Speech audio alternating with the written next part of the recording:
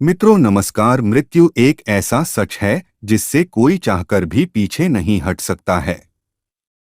हम सभी को जीवन ही इसीलिए मिलता है ताकि एक दिन हम अपने शरीर का त्याग कर सकें। जिस भी इंसान ने धरती पर जन्म लिया है उसको आज नहीं तो कल इस धरती से विदाई लेनी ही होती है। कोई भी धरती पर अमर होकर नहीं आता है। जीवन का चक्र ही यही है। आज जिसका जन्म हुआ है आने वाले समय में वो धरती छोड़कर चला जाएगा। फिर उसको उसके कर्मों के हिसाब से नया जन्म और नया शरीर मिलता है।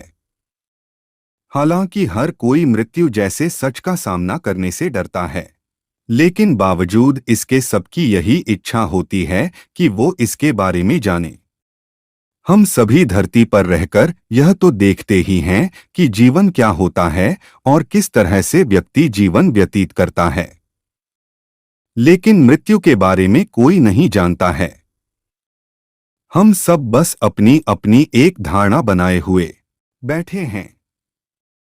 ये हम सब जानते हैं कि व्यक्ति के जीवन चक्र की शुरुआत होते हैं बच्चे के जन्म से। बच्चे का जीवन चक्र तभी शुरू हो जाता है जब बच्चा मां के पेट में रहता है। उसके बाद बच्चे का जन्म होता है जिसे हम सभी अपनी आंखों के सामने देखते हैं। फिर वो बच्चा बड़ा होता है और जीवन जीता है जैसे उसे जीना होता है। इस जीवन में ही वो अच्छे और बुरे कर्म दोनों करता है। फिर व्यक्ति का जीवन खत्म होता है जब वो धरती पर अंतिम बार सांस लेता है।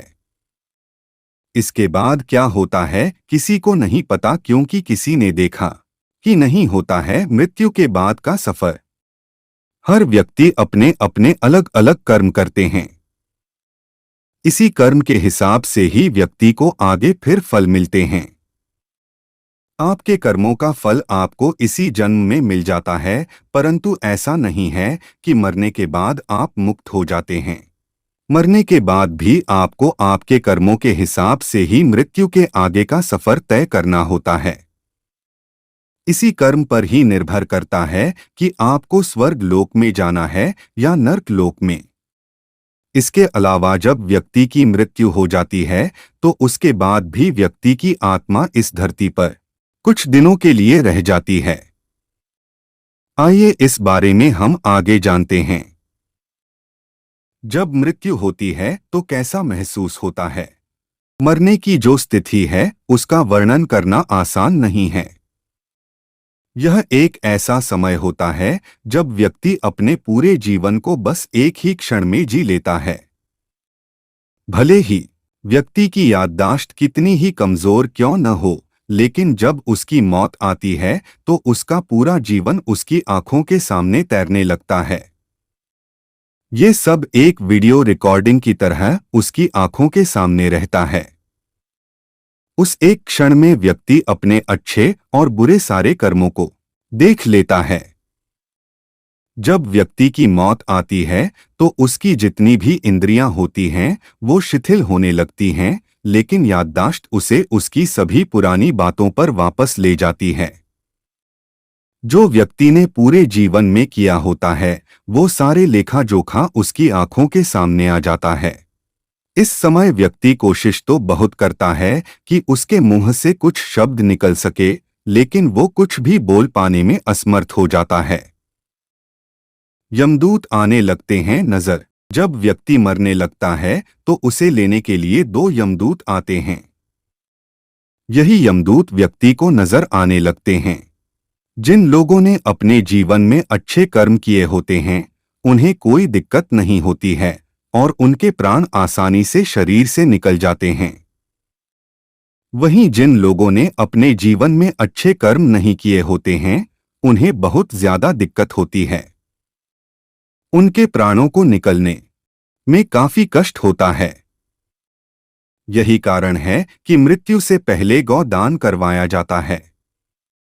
इसको पुण्य का काम माना जाता है। गाय को दान करने से जो पुण्य मिलता है उससे व्यक्ति की मृत्यु शांतिपूर्ण ढंग से हो पाती है। फिर यमलोक में जाकर व्यक्ति के कर्मों का हिसाब किताब होता है। इसके बाद आत्मा को नया शरीर तलाशने के लिए वहीं मृत्युलोक में भटकने के लिए छोड़ दिया जाता है। फिर भटकती हुई आत्मा नए शरीर की तलाश करती है। धरती पर 13 दिनों के लिए रहती है आत्मा। जब आत्मा को यमदूत ले जाते हैं, उसके बाद उसको फिर से वापस भेज दिया जाता है उसके परिजनों के पास। आत्मा अपने पुराने शरीर और परिजन को छोड़कर जाना नहीं चाहती है, इसीलिए वो बार बार यही चाहती है कि उसका पुराना शरीर उसे मिल जाए। यमदूत उसे बांधे हुए रखते हैं, इसीलिए वो अपने पुराने शरीर को वापस नहीं पा पाती है। जब 10 दिन बाद आत्मा की संतान उसका पिंड दान कर देती है, उसके बाद उसको जाने की शक्ति मिल पाती है। बस इसी के बाद उसको नया शरीर तलाशने के लिए शक्ति मिल पाती है। आत्मा को नया शरीर मिलने में लगभग 47 दिन का समय लग जाता है। लेकिन अगर आत्मा का सही से विधि विधान से अंतिम संस्कार नहीं होता है तो आत्मा काफी लंबे समय तक भटकती रहती है।